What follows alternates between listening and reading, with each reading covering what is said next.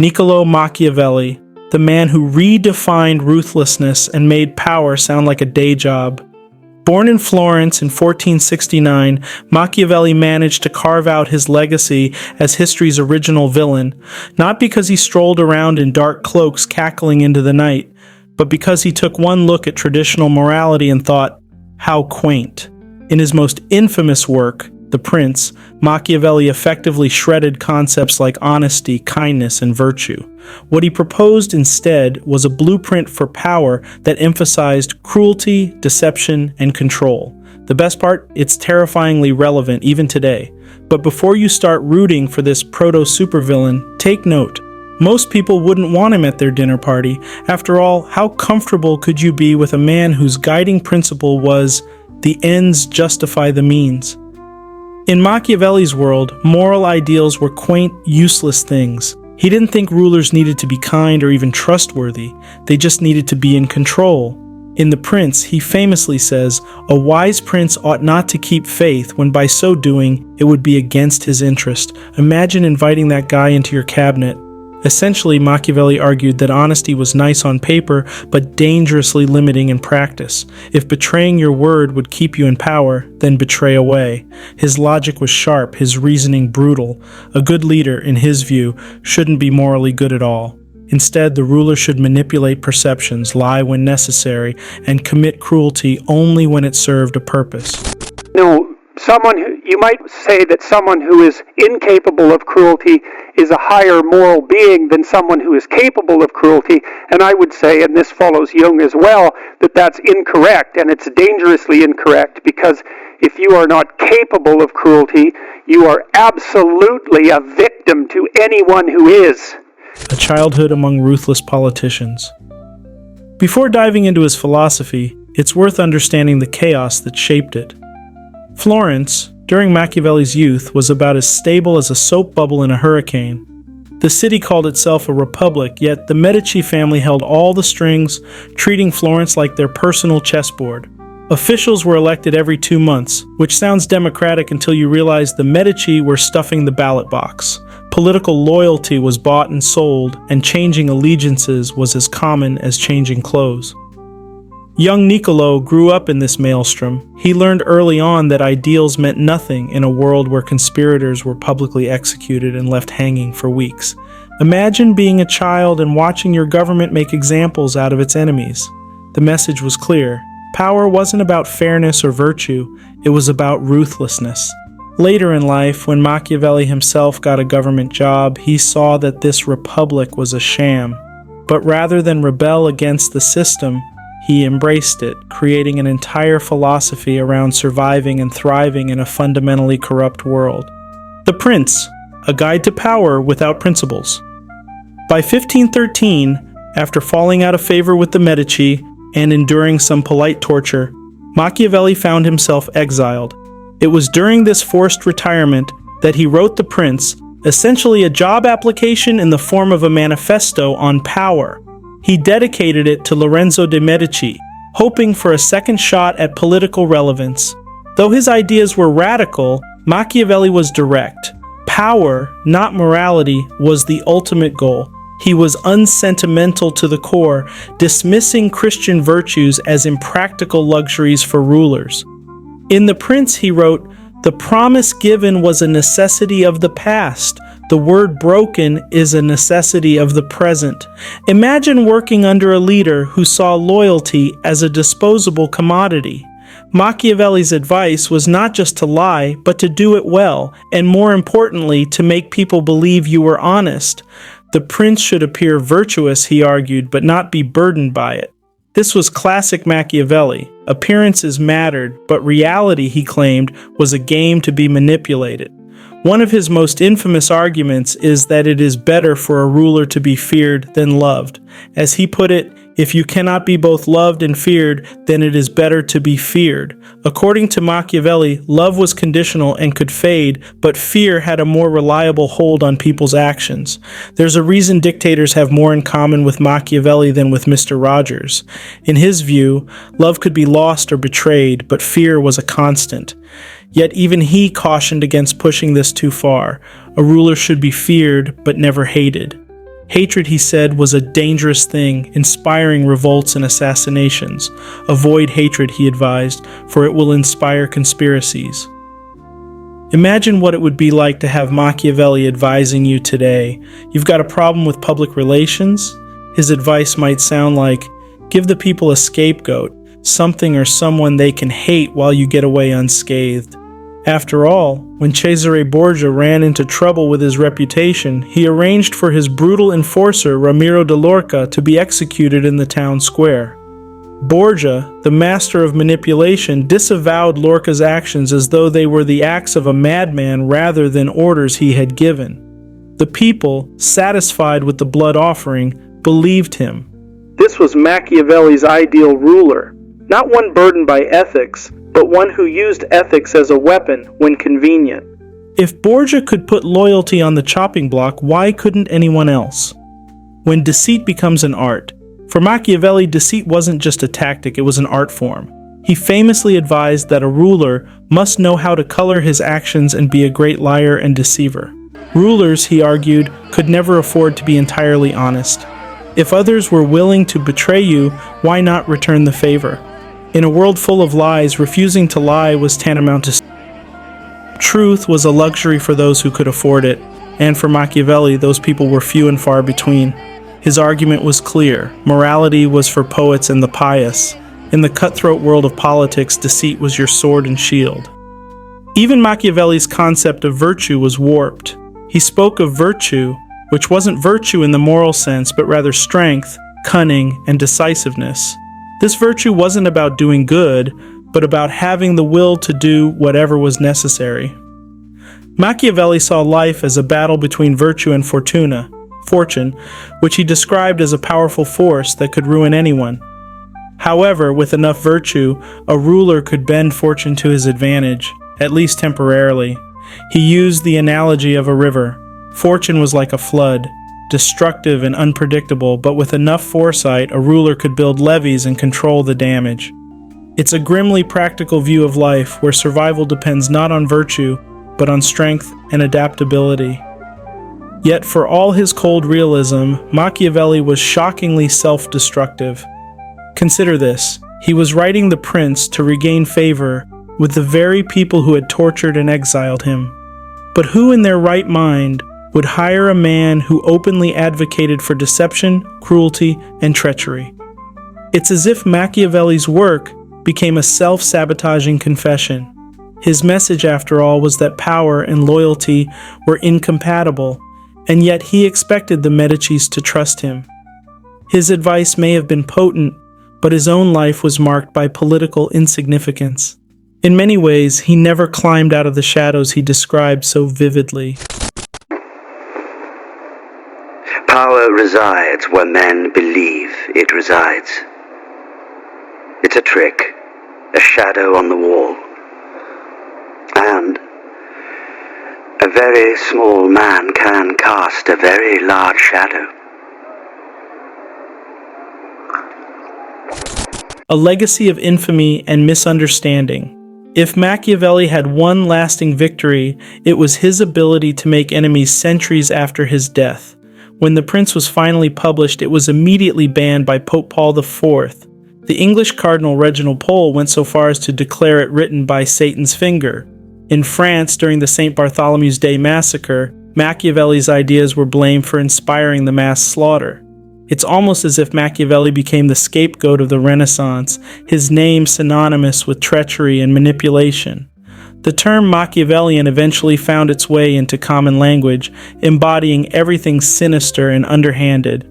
He became the symbol of a villain, not because people understood his work, but because they saw in his writing a justification for cruelty. His legacy became distorted, as if The Prince itself was a devil's handbook, a manifesto for the morally bankrupt. Of course, Machiavelli's message was subtler. He didn't preach evil for its own sake. He argued that moral purity was a weakness for those seeking power. But let's face it, subtlety doesn't do well in the court of public opinion. A philosophy for the real world. If there's one redeeming quality in Machiavelli's philosophy, it's his brutal honesty about human nature. He saw people not as they should be, but as they were, selfish, unreliable, and power-hungry. Men are ungrateful, fickle, hypocritical, and greedy, he wrote, and as long as you succeed, they are yours entirely. They will offer you their blood, property, life, and children when the need is far distant. In a way, his work is a cautionary tale about what happens when we cling too tightly to idealism. To Machiavelli, those who lived by how the world ought to be were doomed. He believed we had to navigate the world as it was, brutal, corrupt, and indifferent to morality. It's an uncomfortable truth, but one that resonates even today. Think about any modern politician. Do you really believe they're as honest as they seem? Or are they perhaps playing a Machiavellian game, projecting an image of virtue while making deals behind closed doors? It's easy to paint Machiavelli as the bad guy, but his philosophies might simply be a mirror reflecting our own darker inclinations. We want leaders who are both good and effective, but according to Machiavelli, we can only pick one. The world, he argued, doesn't reward saints. Yet despite Machiavelli's influence, his own life was a lesson in irony. After all his theorizing, he never wielded true power. The prince may have granted him literary fame, but it did little for his political career. He spent his final years far from the corridors of power, reduced to writing plays and satires. His legacy, however, endures, a dark testament to the idea that power is seldom kind and that morality and effectiveness rarely go hand in hand. So, what do we make of Machiavelli today? Was he a genius or a monster? A visionary or a cynic? Perhaps he was all these things, wrapped up in a philosophy that offers both caution and guidance. Machiavelli didn't care about being loved or even respected. He didn't care if people understood his intentions. His legacy is a challenge to all who read him, to see the world as it is, not as we wish it to be. He was, in his own words, armed with a blunt truth that only fools and the dead ignore. Like all great villains, he forces us to confront uncomfortable truths, and therein lies the danger of Niccolò Machiavelli. Ignore him at your peril, for he understood something timeless. In a world governed by power, the path of righteousness may be the shortest route to ruin, so maybe take his advice with a grain of salt, or a sword if you're ambitious. Just don't be surprised if one day you find yourself on the receiving end of a Machiavellian scheme. Knowledge is power. Seize him. Cut his throat. Stop. Oh, wait. I've changed my mind. Let him go. Step back 3 paces. Turn around. Close your eyes. Power is power. So where does a man like Machiavelli get his ideas? Did he just wake up one day, look at the world and think, you know what we need? A handbook on how to be a ruthless dictator with no friends? Not quite. Before Machiavelli ever put ink to paper, there were centuries of twisted thinkers and power-hungry leaders laying down the groundwork for his philosophy. Let's dive into a few of those delightful predecessors who might have been just dark enough to spark Machiavelli's imagination. First up, we've got Thucydides, the ancient Greek historian who'd be right at home in Machiavelli's inner circle of grim thinkers. If you're looking for the original advocate of might makes right, Thucydides is your man. His History of the Peloponnesian War reads like a 500-page manifesto that justice, in any traditional sense, is just a nice idea for the weak, and power is for those bold enough to grab it by the throat. In Thucydides' world, the gods are indifferent, morals are quaint notions, and the Athenians are more than justified in bulldozing weaker states simply because they can. This is a world where diplomacy is just the polite name for blackmail and invasion, and honesty, well, that's a nice idea right up until you want something. Now picture young Niccolò Machiavelli flipping through this epic in a candlelit room in Florence, eyes widening, lips curling into a smirk. He must have thought, yes, but can we make it darker?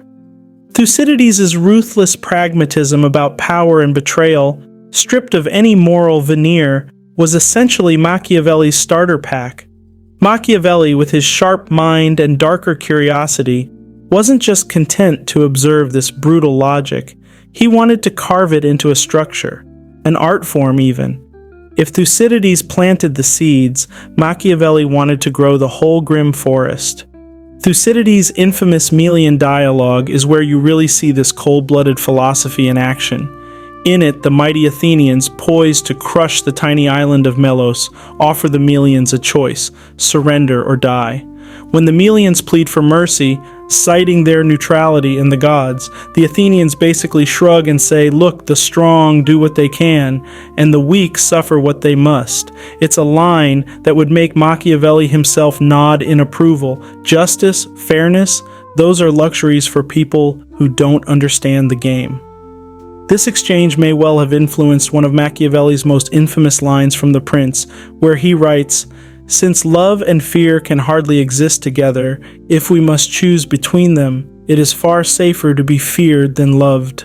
Machiavelli didn't just drink in Thucydides' cynicism, he turned it into a guide for survival in a world where power trumps all.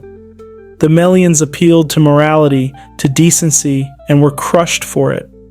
Machiavelli's point? If you want to lead, you can't afford to put your faith in people's love or their sense of fairness. Fear is reliable, it's predictable. Love is a luxury, but fear, that's the real currency of control. In a way, Machiavelli took Thucydides' dialogue and refined it into his own brand of survival philosophy. But he wasn't just writing for those born into power. Machiavelli was offering this roadmap to anyone with ambition. This isn't a philosophy that would earn you friends or admirers, but that's precisely the point. Machiavelli's writing isn't concerned with goodness or virtue. It's a manual for power in its rawest, most unfiltered form. So here's the kicker. When we see Machiavelli glancing back at Thucydides, he's not inspired by the ideal of Greek heroism or noble courage. No, he's got his eyes on the darker lessons, on the brutal efficiency of power wielded without remorse. To him, the Athenians didn't conquer Melos because it was noble. They did it because they could. And in that twisted logic, Machiavelli found his foundation. Then we have Sun Tzu, the ancient Chinese military strategist whose The Art of War could double as Machiavelli's bedside reading. Sun Tzu's wisdom is brutally simple. If lying, deceit, and ambush get you the win, then do it with gusto. All warfare is based on deception, he wrote, as if warning you that every smiling face could be hiding a dagger. Machiavelli probably read that line and nodded approvingly, thinking, why limit deception to just warfare? Sun Tzu's philosophy is all about the end justifying the means, a little nugget Machiavelli would take and twist into something even darker. If Sun Tzu advocated deception as a tool of survival in war, Machiavelli must have thought, why stop there? Why not apply this to politics, relationships, family? Just lie to everyone and see what happens. It's as if he took Sun Tzu's battle tactics and stretched them across every corner of life, like a sinister experiment in the human psyche. Imagine then, young Machiavelli, growing up in the political chaos of Florence, absorbing Sun Tzu's words. Picture him, scribbling down notes, eyes gleaming as he read, "If your opponent is of choleric temper, seek to irritate him." He probably thought of every choleric noble in Florence and made a mental list of all the ways he could stoke their tempers. Sun Tzu saw strategy as a way to exploit weaknesses in the heat of battle. But Machiavelli, he saw an opportunity to apply it to every realm of life, to turn his own city into a game board and its leaders into pawns. This brings us to one of Machiavelli's most infamous lines from The Prince. A prudent ruler cannot and must not honor his word when it places him at a disadvantage and when the reasons for which he made his promise no longer exist. It's a chilling echo of Sun Tzu's deception mantra, but without the noble pretense of war. Machiavelli isn't telling you to deceive to save lives or protect your people. He's suggesting that in the pursuit of power, promises are nothing more than temporary tools, to be discarded the moment they no longer serve you. In one story that feels as though it could be straight out of The Art of War, Machiavelli recounts the tale of Cesare Borgia, who deceived his own allies to secure his power. When his right-hand man, Ramiro d'Orco, became a liability, Borgia had him executed and his body displayed in a gruesome public spectacle. It was a calculated move to shock and control the people, and it was quite literally an execution of Machiavelli's advice to lie, manipulate, and betray as needed. Borgia didn't honor his promises or protect his loyal servant. He used him like a pawn and discarded him just as easily. Machiavelli would write about Borgia's ruthless methods with something akin to admiration. To him, this wasn't cruelty for cruelty's sake, it was strategy. A prudent leader, he believed, would lie to his allies and betray his own values if it meant staying one step ahead. The ends justify the means, he would argue, but in a way that goes far beyond Sun Tzu's cautionary tactics. Where Sun Tzu spoke of deception as a way to save lives, Machiavelli embraced it as a way of life. And maybe that's where the allure of Machiavelli's twisted philosophy lies, in this perverse idea that if you're cunning enough, if you're willing to throw aside the moral compass that guides most of us, you could turn life into a battlefield where every victory is within reach. For Machiavelli, this wasn't just military strategy. It was survival in a world that chews up the honest and loyal. Sun Tzu might have written the book on war, but Machiavelli took that foundation and built an entire worldview on top of it. A worldview where loyalty and truth are optional, and survival means doing whatever it takes. And then we have Alexander the Great, a man so intoxicated by power that he wasn't satisfied with mere earthly titles. No, he had to declare himself a god. By the age of 30, Alexander had conquered most of the known world, and along the way, he left a trail of allies turned enemies, empires reduced to rubble, and perhaps more than a few bruised egos. If Machiavelli ever needed an action figure to model his ideal leader, it would be Alexander, the poster child for unchecked ambition, ruthlessness, and just a hint of terrifying narcissism. Alexander's journey is a tale of grandiosity, betrayal, and an almost pathological drive for power. This wasn't a man to let trivial matters like loyalty or friendship get in the way of his goals. In fact, one of the most infamous incidents in Alexander's life is a perfect example of what Machiavelli would call pragmatic cruelty. One night, in a drunken rage, Alexander killed his close friend Cletus, yes, the same Cletus who saved his life in battle. After a few too many insults and perhaps a bit too much wine, Alexander's loyalty snapped like a cheap rubber band. Cletus went from hero to casualty in a heartbeat, and Alexander hardly looked back. Now imagine Machiavelli reading that story, nodding in approval. To him, this wasn't the reckless act of a madman, it was the calculated cruelty of a leader who knew that nothing, not even friendship, could stand in the way of power. In The Prince, Machiavelli would echo this philosophy in one of his most famous lines: "A prince should have no other aim or thought, nor take up any other thing for his study but war and its rules and discipline, for this is the only art that belongs to him who rules." In other words, if you want to rule, you'd better be prepared to sacrifice everything else for that purpose, even the people closest to you. Alexander lived by this principle with chilling dedication. He wasn't interested in peace or compromise. His art was conquest, pure and simple. From the Persian Empire to the fringes of India, Alexander's ambition was insatiable and his tactics brutal. Where others might have seen honor in treaties and alliances, Alexander saw only temporary tools, stepping stones to something greater. To Machiavelli, Alexander's approach was practically divine inspiration. Here was a leader who didn't waste time with moral dilemmas or second thoughts. Friendship, loyalty, decency, all nice ideas, sure, but Alexander made it clear that they were disposable if they interfered with the bigger picture. In The Prince, Machiavelli writes, "It is much safer to be feared than loved if one has to lack one of the two." Alexander understood this concept instinctively.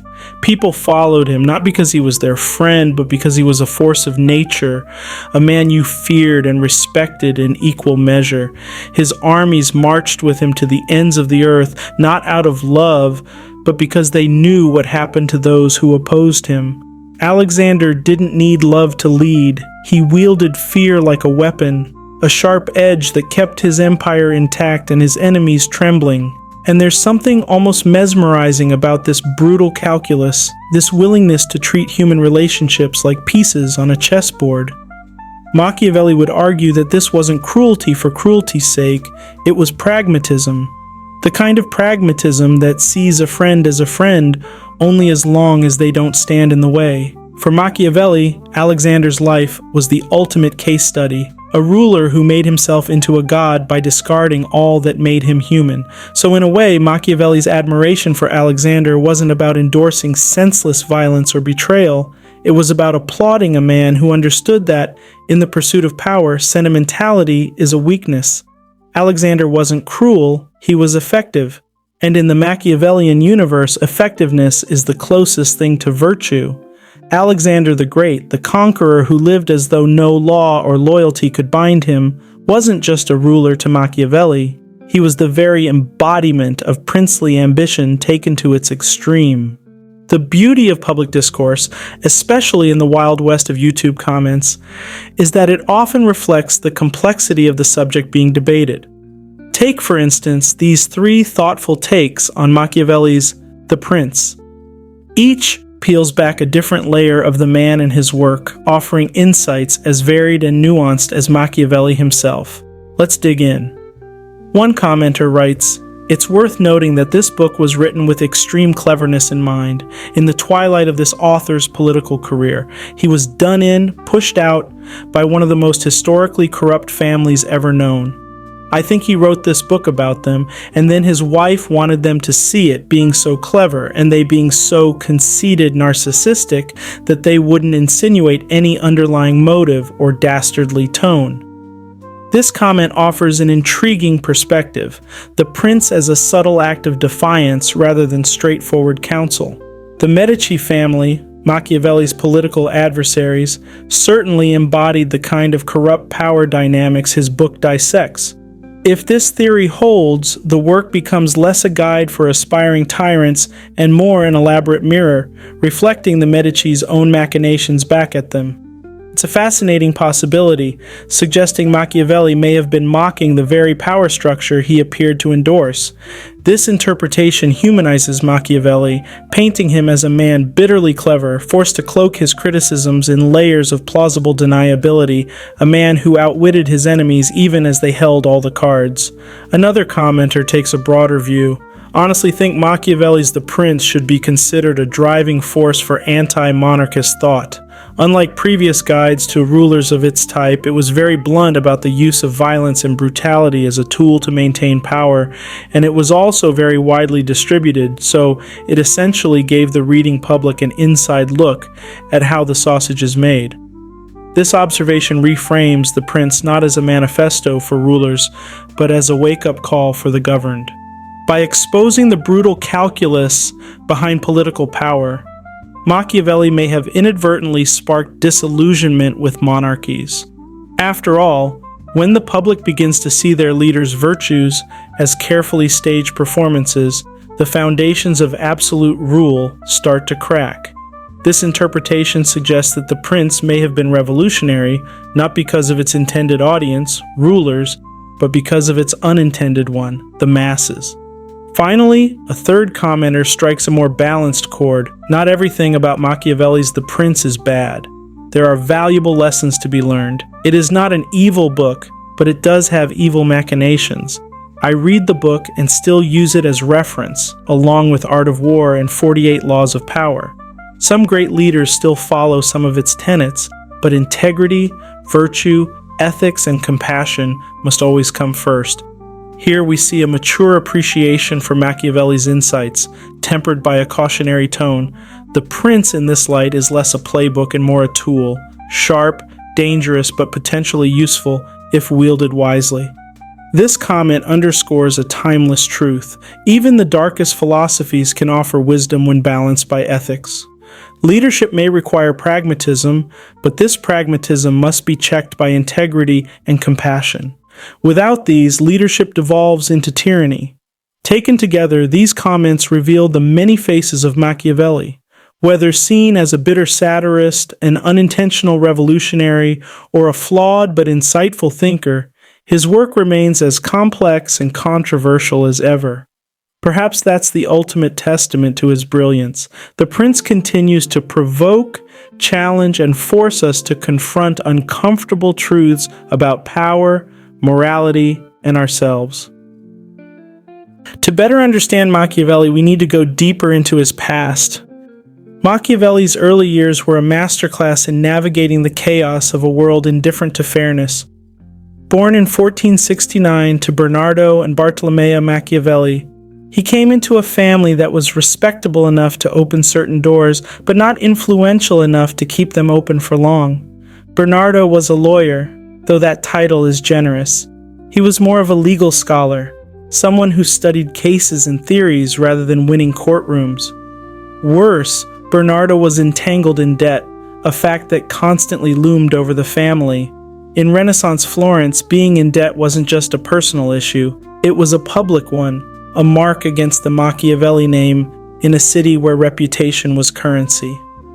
Legal disputes over property swirled around the family, tethering them precariously to the lower rungs of the elite class. Bartolomea, Machiavelli's mother, provided a striking contrast.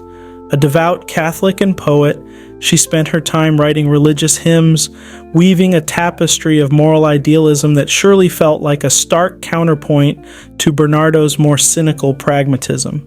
Imagine young Niccolò sitting at the dinner table, his mother reciting verses about divine grace while his father muttered about corrupt bishops and unpaid loans.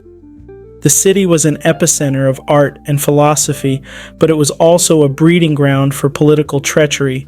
Conspiracies, betrayals, and public executions were part of everyday life.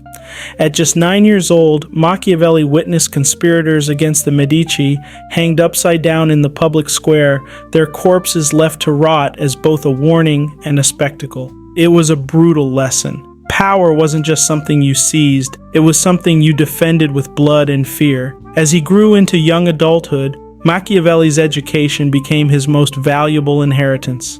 Despite his family's financial struggles, Bernardo ensured that Niccolò received a robust classical education, steeped in Latin, history, and philosophy. Yet even this was a double-edged sword. While it gave him the tools to navigate the intellectual currents of Florence, it also exposed him to the glaring gap between the idealism of the ancients and the cutthroat reality of his own time. In his early 20s, Machiavelli began to see the limits of his family's influence firsthand. They were part of the educated class but lacked the wealth or connections to climb higher. Bernardo's legal entanglements and persistent debt left the family stuck in a kind of social limbo, privileged enough to see the upper echelons of power but too constrained to join them. This likely fueled Machiavelli's obsession with understanding the mechanics of power, how it worked, how it was kept, and how it slipped through the hands of those unprepared to wield it. Florence itself was his first battlefield. The city's shifting alliances and ever-present corruption weren't just abstract concepts.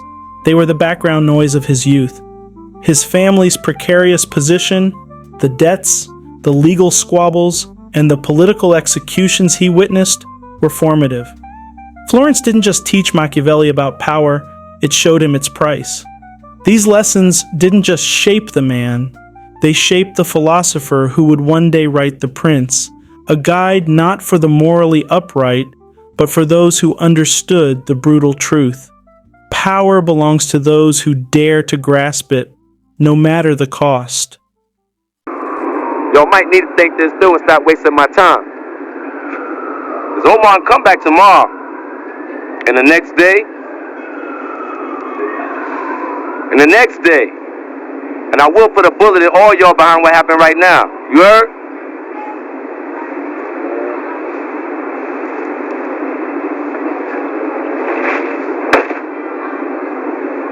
In the end, Machiavelli's philosophy isn't a blueprint for power. It's a guide to becoming a hollow, failed politician with grandiose but deeply flawed ideas. His work, dressed up as political insight, is little more than a dark theater of ruthless ambition, completely void of human warmth or decency. Even Machiavelli himself was ultimately exiled, shunned, and unsuccessful, proving his own ideas weren't sustainable in real life. Following his advice would mean living a life without true friends, purpose, or conscience, a miserable existence. The prince might be compelling as theory, but in practice, it's a path to becoming a horrible human being, one who contributes nothing to society or even to oneself.